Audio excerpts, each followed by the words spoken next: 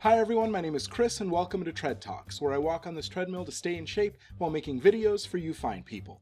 To me, motivation is like the holy grail of fitness. If I could just do what I'm supposed to do when I'm supposed to do it, then I would already be back at my wedding weight. Instead, what happens is that I wake up each day with good intentions, and on so many of those days, those good intentions don't materialize into tangible action. And so I thought it would be helpful to look at motivation and how it works in the brain, so we can answer the question, how can I get motivated? Okay, so let's dive into the brain, and more specifically we're going to be looking at neurotransmitters, whose job it is basically to spark these chemical messages that affect the rest of the brain and our bodies. And the one that we're going to be looking at when we're talking about motivation is called dopamine, which is probably the neurotransmitter you've heard of, because often it's associated with things like pleasure or lust or love or addiction.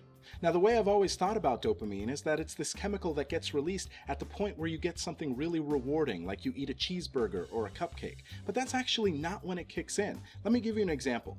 Let's say you're on a diet and you're walking through the store when out of the corner of your eye you see nacho cheese Doritos, and suddenly that's all you can think of. Part of you is telling you to say no, but the rest of you is mounting a convincing case for why you need that bag of chips. So eventually you give in and you savor that cheesy, crunchy goodness.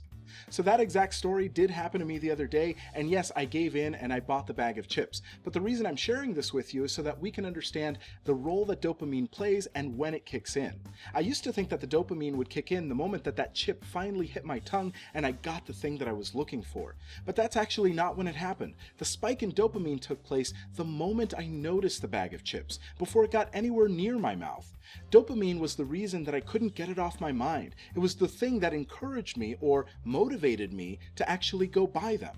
So when it comes to motivation, we need to know that dopamine does its thing before we get the reward. Its real job is to motivate us to act, either to get something good or to avoid something bad. It's the reason that research has shown that people going through periods of high stress, like soldiers with PTSD that hear gunfire, actually experience spikes in dopamine. It's not a pleasurable experience, but the spike in dopamine is there nonetheless. Okay, so let's get practical. We know that motivation happens when there's a spike in dopamine as a result of us anticipating something good or rewarding that's about to happen. We can use that information to train our brains to have a greater sense of motivation. At a high level, what we need to do is create an environment in which we're getting lots of little rewarding experiences. One way we can do this is by setting incremental goals. Now, if you're watching this video, you probably were looking for something else, some easy or quick fix, but this is as easy as it gets because what we're trying to do is set up these micro goals, these things that you can achieve very quickly to start creating a positive reinforcement loop where you feel like you're actually accomplishing something.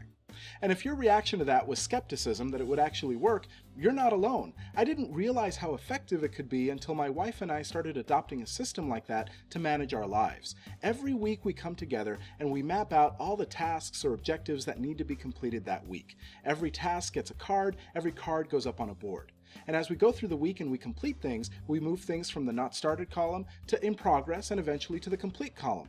And every day we take 5 minutes to go over what we completed that day and what we hope to accomplish the next. Now, I didn't know it at the time, but the system we created was actually really good for generating spikes in dopamine. For one, there's something unexpectedly satisfying about moving cards across the board and putting them in the complete column. In addition to that, there's a social factor where each day we get to say, hey, I did this, and we get rewarded by that positive feedback.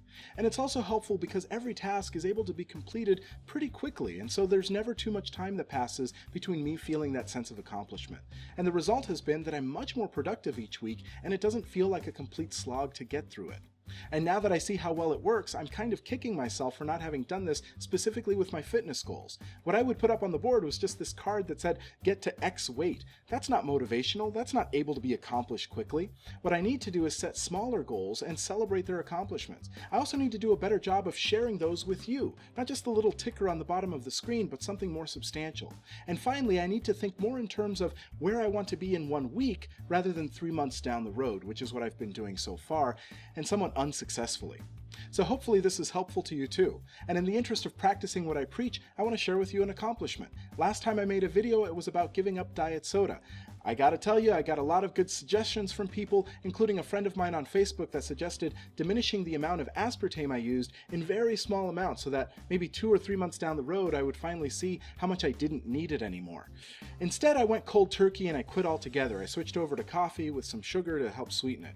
And the interesting thing is that somehow the caffeine in coffee has a lot stronger of an impact on me than the caffeine in soda. I'm not sure if they're different in some way that might be interesting to look at, but regardless, it keeps me to 2 or 3 cups a day, and that's a lot better than 2 liters, which is what I was drinking before with soda. And if you're still watching, and thank you very much if you are, I want to know, what are some of the tricks that you employ to get yourself motivated to do what you need to do? Do you listen to music? Do you listen to motivational speeches? What gets you going? Whatever it is, leave it in the comments. I want to know. And if you like this video and you want to keep up with my content, please like and subscribe. I'm trying to get to 1,000 subscribers, and it would be great if you were a part of that group. And hit the little bell icon to be notified when a new video goes up. Either way, thank you very much for watching, and have a great day.